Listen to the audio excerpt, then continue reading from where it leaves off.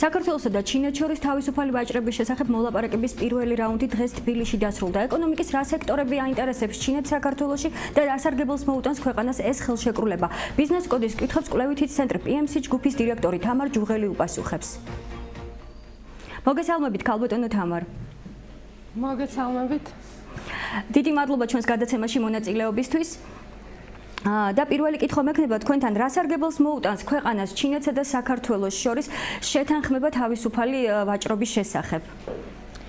მოგესალმებით. პასუხს გაგცემთ ჩვენ კვლევაზე დაყრდნობით მიღებული შედეგებიდან გამომდინარე, რომელმაც უჩვენა, რომ როგორც მოკლევადიან, ისე გრძელვადიან პერიოდში ჩინეთთან თავისუფალი ვაჭრობის ხელშეკრულების გაფორმება დადებითად აისახება ქვეყნის ეკონომიკაზე. ანუ რას გულისხმობს ეს? მოკლევადიან პერიოდში კვლევის შედეგებმა აჩვენა, რომ ექსპორტი გაიზრდება დაახლოებით 9%, ხოლო გრძელვადიან პერიოდში, რაც გულისხმობს დაახლოებით 10 წლის ვადას 29%-ით.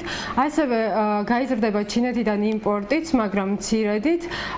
ეს დადებითად აისახება, ანუ თავისუფალი ვაჭრობის ხელშეკრულების გაფორმება დადებითად აისახება ეკონომიკის ზრდაზე, ინვესტიციების მოზიდვაზე ჩინეთიდან და გარდა ამისა, ანუ არათვლადი ეფექტების გარდა არსებობს კიდევ პოტენციალი, რომ საქართველოს ითამაშოს ჰაბის როლი ამ ხელშეკრულების გაფორმების შემდეგ, რაც კიდევ უფრო სხვა ქვეყნებიდანაც შეუწყობს ხელს ინვესტიციების მოზიდვას და ასე შემდეგ. ანუ კვლევა მაჩვენა, რომ ამ ყველაფერს დადებითი შედეგები მოყვება და არ არის იმის საშიშროება, რომ თქვათ ჩინეთიდან შემოსული იმპორტი ადგილობრივ მწარმოებლებს შეუშლის პროდუქციის წარმოებაში ხელს და ასე შემდეგ. დიახ, ქალბატონ თამარ, დღეს იყო პირველი რაუნდი მოლაპარაკების, ეს შეხვედრა მედიისთვის დახურული იყო.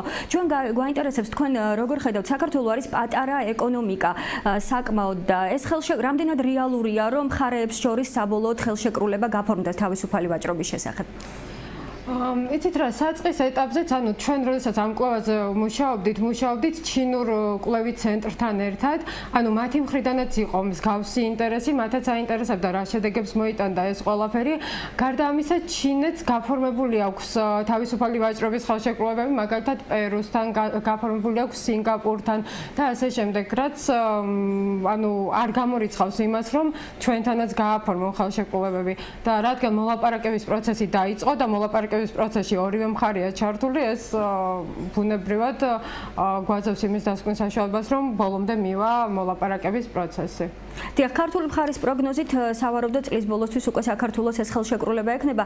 ჩვენ გვაინტერესებს ზოგადად აი რას მოიცავს ეს ხელშეკრულება და თუ მოხდება სატარიფო პოლიტიკის გადახედვა, როგორ შეიცვლება ტარიფები, აი ამ თემაზე გვაინტერესებს თქვენი მოსაზრება. თავისუფალი ვაჭრობის ხელშეკრულების ფარგლებში წესით სატარიფო პოლიტიკის ლიბერალიზაციაც უნდა მოხდეს. ანუ ეს რას გულისხმობს? ამ ეტაპზე ჩინეთთან ეგრეთ წოდებული უპირატესი ხელშეწყობის რეჟიმით ჩინეთში საქართველოსდან იმპორტი, ანუ ჩვენს ჩინეთის მიერ საქართველოსდან იმპორტირებულ პროდუქციაზე არის სატარიფო განაკვეთით, საშუალო განაკვეთით 9.9%, მათ შორის სასოფლო-სამეურნეო პროდუქციაზე არის 15%. ხოლო ჩინეთიდან საქართველოში შემოტანილ პროდუქციაზე სატარიფო განაკვეთი არის 1.5%.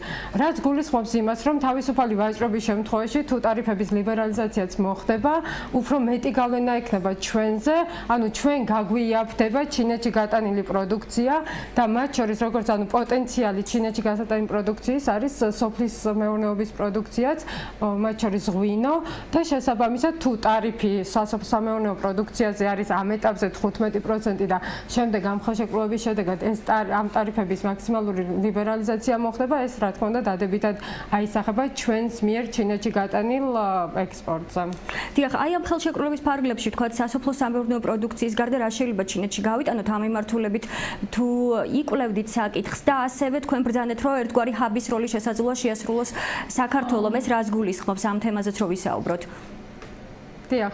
ანუ ამაზე გიპასუხებთ, საქართველოს საექსპორტო პოტენციალს ამ ეტაპზე, ანუ თუ გადავხედავთ, ძირითადად მოიცავს სასოფლო-სამეურნეო პროდუქტს, ანუ მათ შორის არის თხილი, მათ შორის არის ღვინო, მათ შორის ასევე არის არაალკოჰოლური სასმელები და კვლევამ რაც აჩვენა ჩინეთთან, ანუ ექსპორტის პოტენციალს, ძირითადად ღვინო და არაალკოჰოლური სასმელები მოიცავს და ზრდაც ძირითადად ექსპორტის ამ პროდუქციებზე არის. მათ შორის იყო ღვინოსთან დაახლოებით 28%-იანი ზრდა და არაალკოჰოლურ სასმელებზე 35%-იანი ზრდა. ანუ ეს რაც კვლევამ აჩვენა ჩვენს წარსულ ამ წინა გამოცდილებას დაყრდნობით და ჩვენი საექსპორტო პოტენციალის გათვალისწინებით. დიახ, რაც შეეხება საქართველოს ჰაბის ფუნქციას, აი ამას როგორ ხედავთ, როგორ იქნება საქართველოს წარმოდგენილი, რას ნიშნავს ჰაბი, ანუ აქ შეიძლება გაიხსნას კომპანიები და შემდეგ მოხდეს პროდუქციის ექსპორტი საქართველოსდან, აი ამას გულისხმობდით თუ რა იგულისხმება ჰაბში?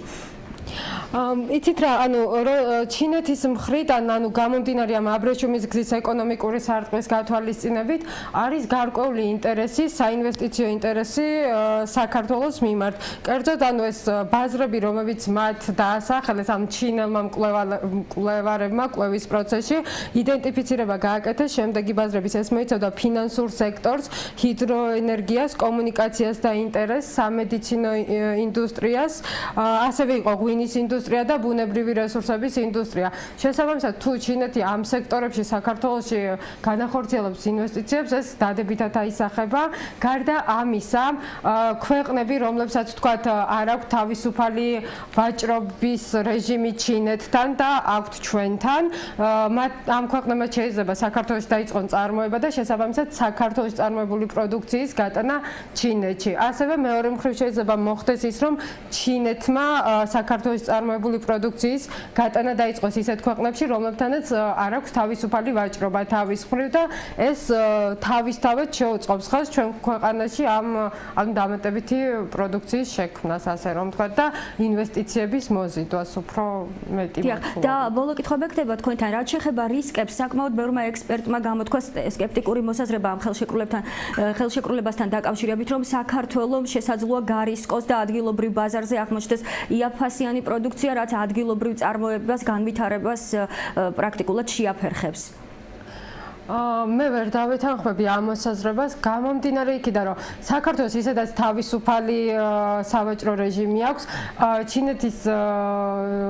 ჩინეთიდან იმპორტი ისედაც არ არის შეზღუდული და სატარიფო განაკვეთებით, როგორც აღვნიშნე ჩემს კომენტარში, არ არის მაღალი. აქედან გამომდინარე, ამ ხელშეკრულებით საქართველოს უფრო მეტად ისარგებლებს, ჩვენთვის უფრო დადებით ის მომტანია, ჩვენ გავზდით ექსპორტის პოტენციალს უფრო, ვიდრე ჩინეთი აქ იმპორტის პროდუქციას. რაც შეეხება თუ ჩინეთი შემოიტანს ინვესტიციებს განახორციელებს, ეს მხოლოდ და მხოლოდ დადებითად თუ აისახება ქვეყნის ეკონომიკურ ზრდაზე. იმაზე, სადავ არ არის ეს საკითხი, რომ მეტი ინვესტიციის მოზიდვა ძალიან ბევრ ეკონომიკურ მაჩვენებელზე აისახება დადებითად და ჩემი აზრით ის რომ ცუდია თავისუფალი სავაჭრო ხელშეკრულების გაფორმება ჩინეთთან, ამას შეიძლება რაიმე უარყოფითი გავლენა მოხდეს, მე ამ მოსაზრებას ვერ დავეთანხმები, ვერ გავიზიარებ. დიდი მადლობა ქალბატონო თამარ, ბიზნეს კოდის ჩვენს გადაცემაში მონაწილეობისთვის. ბიზნეს კოდის შეკითხვებს PMC ჯგუფის დირექტორმა თამარ ჯუღელმა უპასუხა.